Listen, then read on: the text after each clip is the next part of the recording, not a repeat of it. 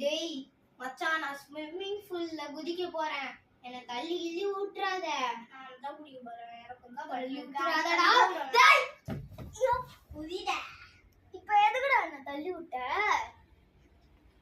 சும்மா ஏமா தம்மா முடியலையே. ஐயோ குதிடா. ஏன்டா மீதி இருந்த எலும்பையும் உடைச்சிட்ட? அப்ப ஒரு வேளை தப்பிச்சாச்சு. தப்பிக்கல.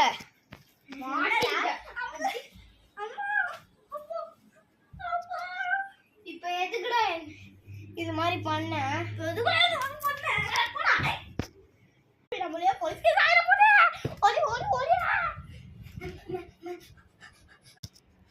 என்ன இவன் இங்கேயே பாத்துட்டு இருக்காங்க, யாருமே இல்லையே.